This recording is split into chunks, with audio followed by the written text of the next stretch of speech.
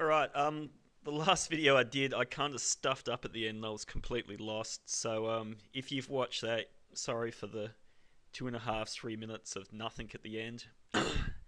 But, it was about 11 o'clock at night. I had no idea why it wasn't working for me, and I really couldn't be stuffed going back and editing the videos. So I just put it up there raw on YouTube. Um, I'm actually going to show you how it should be now. I've worked it out. So basically, where I stuffed up is here. We were trying to get the three indices. That was the one for the AOI, the one for the hold scenario, and the one for the trade scenario onto the same graph. So you can put that into your report.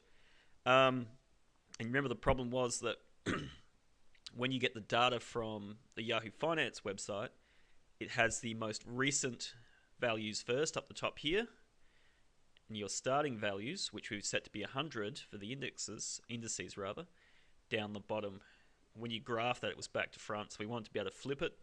There was a little bit of a trick for that. It just wasn't working for me. And the reason it wasn't working was this. I just basically tried to copy this column over to here, and that worked okay. But then when I tried to do my little trick, which we'll look at again in a second, it just messed up the order of the numbers completely. It didn't flip them upside down like I wanted to, so it started at 100 and ended at 102.02. It just put it in sort of like random order.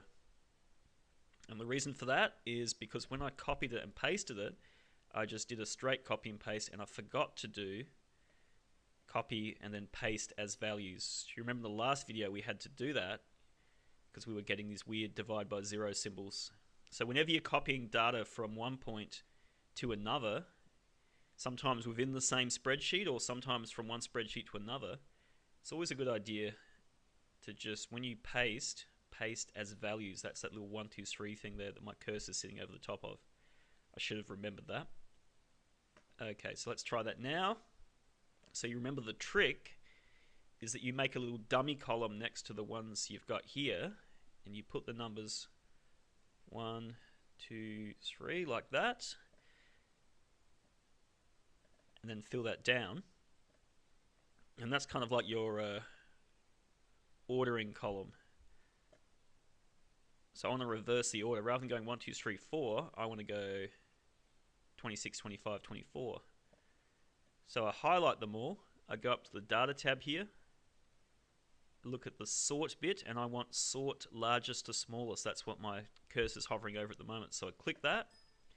When this little message box comes up, it says, what do you want to do? Expand the selection. I say, hell yeah, I want to expand the selection. So I click sort. And there we go. Then it works. So the only thing I was doing wrong there before was I hadn't pasted these values to here, these numbers to here as values. I just tried to do a straight copy and paste, which doesn't always work. In this case, it didn't. See, that's the beautiful thing about Excel. You can be using it for years and years and years, and you still don't know how to use the bloody thing 100%. It's fantastic. I love it. I'm sure you do too. Okay, so now they're in order. I can get rid of my dummy column. I can highlight the whole bloody thing. I can go to insert. I want to put a line graph this time. I want that kind of line graph. There we go. That looks a little bit better. So you can see here they all start at 100 and they go their merry way. Now, probably before I do anything else here, I'm going to want to... I don't want to do that. I've just moved it by accident. I'm going to want to put a space for some labels and stuff. So you remember you do that by going here to where it says chart layouts. And you probably want that one, I think. Oh, maybe not. That's a bit gross. Sometimes you have to have a bit of play with these things before you get what you want.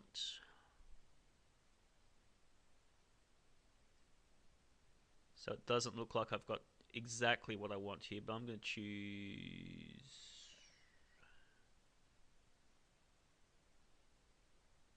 that guy. No, maybe not.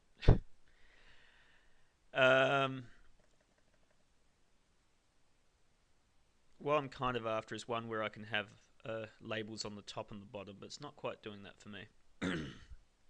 Okay, well I'm sure you can work that out for yourself. If not, give us a yell and I'll try and see if I can't nut it out.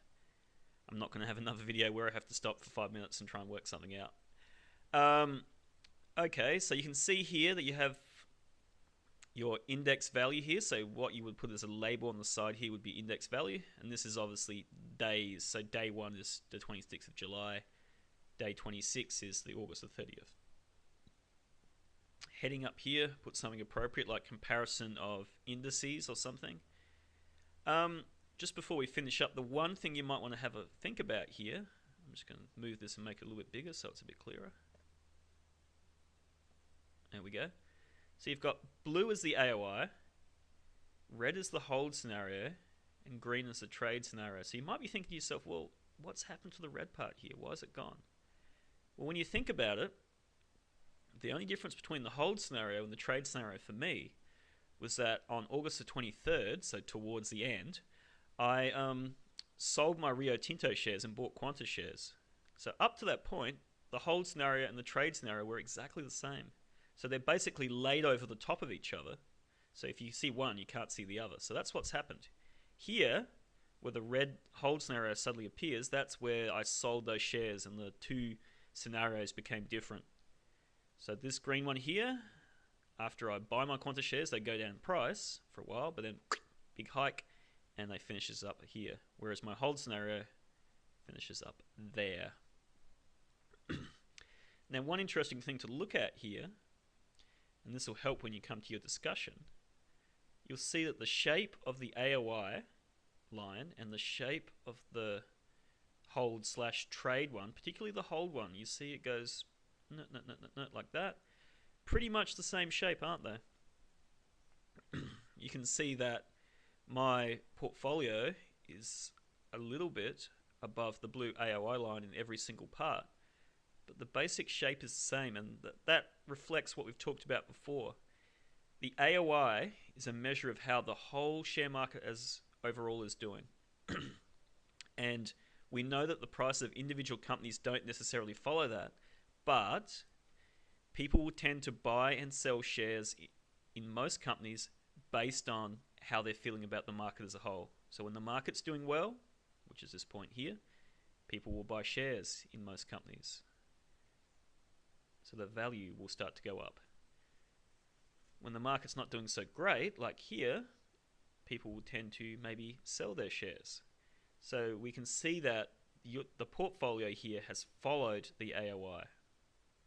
So when you go to talk about, you know, how did my portfolio do as a whole? Well, have a look at this. Remember, the reason we chose 100 as our starting index was because it allowed us to work out percentage changes really easily. So if your portfolio, so if your AOI went from 100 here to just over 102 here, that's a 2% change. So you can see that in the 26 days, the AOI only went up by 2%. So you might say, well, I had this portfolio of shares, I gave it heaps of thought, but I ended up with a crap result. Like, I lost money. Why'd you lose money? Well, it wasn't because you made a bad decision. It's just because the stock market in this particular time has been what we call static. It's been flat. So it's really, stock market generally goes up over time, but in this case, it's only gone up by 2%.